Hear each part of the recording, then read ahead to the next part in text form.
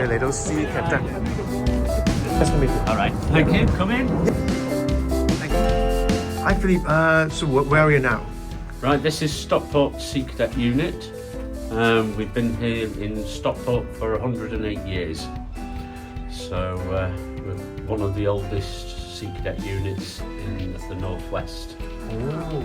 So what can we expect to see today?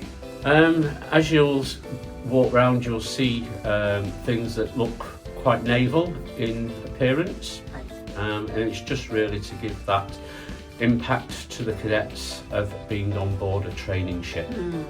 Let's go. So we'll start off in our wardroom. So the wardroom is a traditional place on most military bases which officers use for their recreation, so eating, meetings and things like that. We use it here for our staff to have meetings and also to have their break in between lessons. As you can see, it's set out like a traditional military wardroom. Lots of pictures relating to the Royal Navy. As you see, we have our King's portrait hung up, and we have lots of history. The unit is called Stockport Sea Cadet, but we actually have a training ship name, which is Training Ship Hawkins, and that relates to this gentleman here. He is Sir John Hawkins. The reason we're called TS Hawkins is because Stockport adopted HMS Hawkins during the Second World War, so we took on the name TS Hawkins to commemorate that and tie it all in with Stockport. Okay, so we're coming into the main flat area that the cadets use. Off here we have male and female heads, which in normal terminology means the toilets. Okay, the reason they're called the heads is on the old galleon ships they didn't have the facilities of toilets, so they used to have a cradle that hung over the bow end of the ship, and the sailors used to sit on the cradle, get lowered down and do whatever they needed to do, which fell into the sea. And then as the ships got more modern and became more inside the ships, they kept the name of heads because they used to be at the head of the ship. Each Thursday evening we do a cleaning ship routine. So the cadets have 15 minutes and they all take a section of the ship and do rounds where they clean the area and that they've been delegated, and then it gets inspected by one of our officers who goes round then and inspects it in the normal naval traditions with a QM piping as they go round to do the inspection, so that it prepares them to stand to attention in readiness for the inspections. Then just off here we have our galley, which is the kitchen to anyone else. It's a fully functioning industrial type kitchen. In here we do food preparation for cadets when they're on board. If we're running a cadet course, they will join us usually on a Friday evening, and they will get some sort of supper before they go to bed.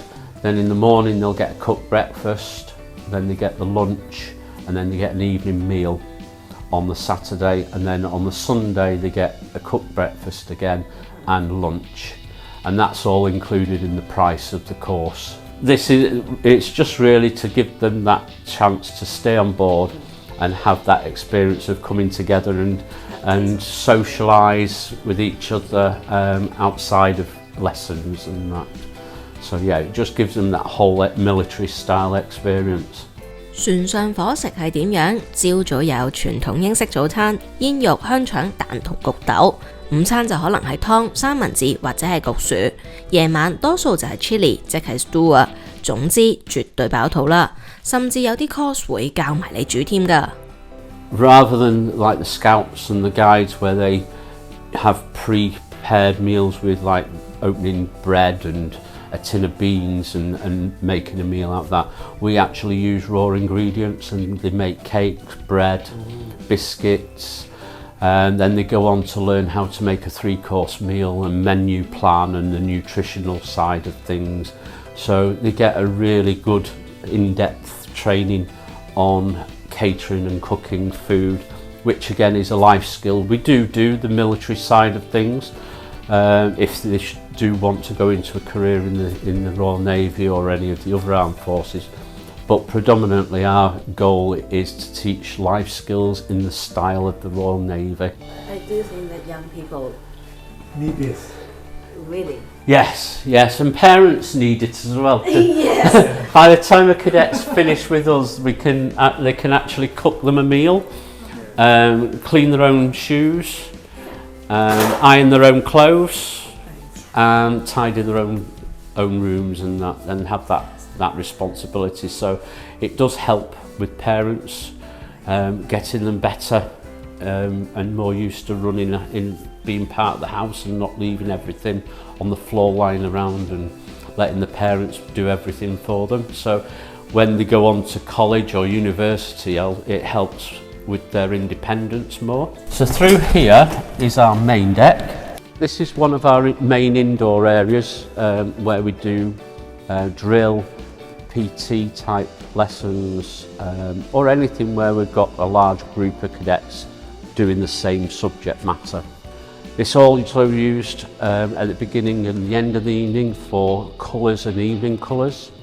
The colours ceremony and evening colours ceremony are exactly the same as what would happen on a Royal Naval base or Royal Naval ship, and we replicate that here as part of the Sea Cadets. But yes, so we have like a full working mast. We have the wheel and the binnacle. The binnacle is where the compass is. So inside that dome, it has sections that lift off and allow light in, so you can actually see a compass, which is taken from a traditional ship. So we're also licensed as the Manchester District Air Rifle Hub. So this is where you can see all the lines on the floor set up for the targets behind to enable the cadets to do air rifle training as well as part of their extracurricular activities. Off here, we're quite lucky as a unit. Our Sea Cadet unit has its own parade square, which we call the weather deck. So the weather deck is traditionally the outside part of a ship, where on a maybe like an aircraft carrier, the aircrafts would land, so this is sort of replicates that area. We've had about 100 people in this square doing our traditional Trafalgar Day celebration. So we did a full Trafalgar Day service with the flags and then prayers, and then they did a march past. We're quite lucky in that we've got these sort of facilities to give that military style and experience. 海事青年團上船之前都要交出電子產品，避免分心。喺資訊爆炸嘅年代，能夠有 screen free time 實在係好難得啦。除咗可以專心學嘢，仲有機會體驗一下舊陣時嘅通訊方式，例如係信號旗。This is the actual message that was sent by Admiral Lord Nelson during the Battle of Trafalgar. England expects that every man will do his duty, and that's the original signal that would have been put up on HMS Victory during that battle. So how do we interpret these signals? These tend to be like if we're communicating via our masts. As you see, they have the cables that go up, and they would be placed on them. And that would depict a message. But we also have what we call semaphore flags, which each person would hold a set of flags, which are 2 flags, and they're usually yellow and red in colour, and they would stand and signal using hand signals with the flags, and that would be alphabetical, and they would send messages ship to shore or ship to ship, and that again is a form of communication that the Royal Navy would have used as well before technology. Yeah. So we'll go upstairs and I'll show you our classrooms.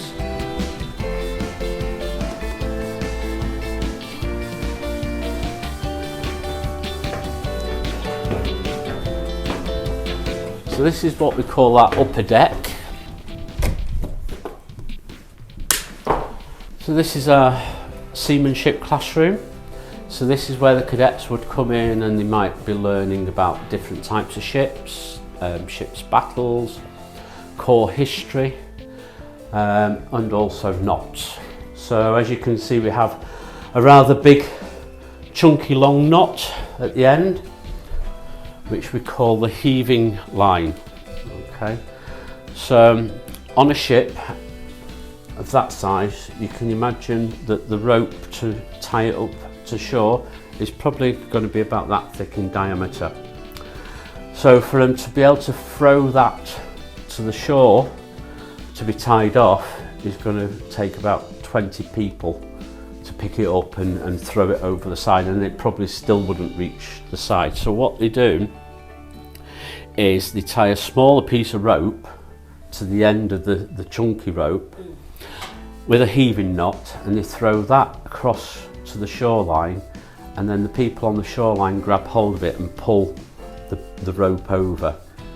Okay, so that's why it's called a heaving line, because it's the heaving as they're pulling it over.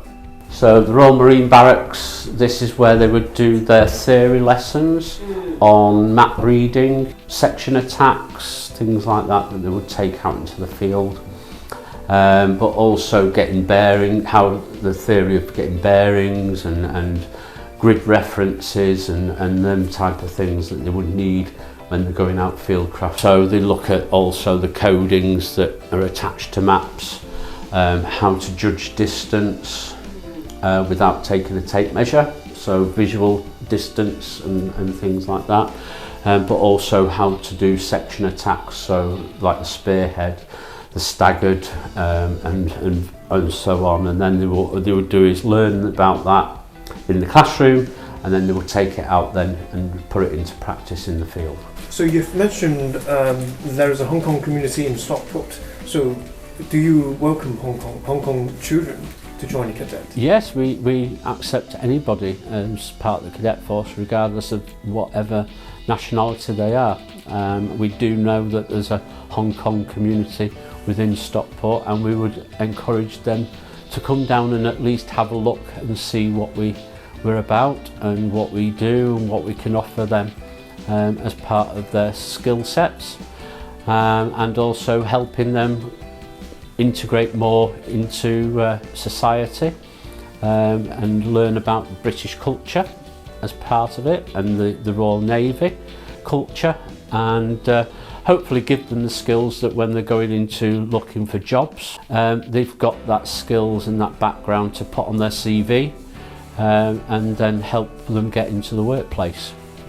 So joining cadets, is that a stepping stone to let them join the Royal Navy or military? We do have cadets that have an interest in joining the Royal Navy or the Royal Marines that come along and join us to get an advance in their training and an understanding and the basic skills that they might need to help them when they go for recruitment.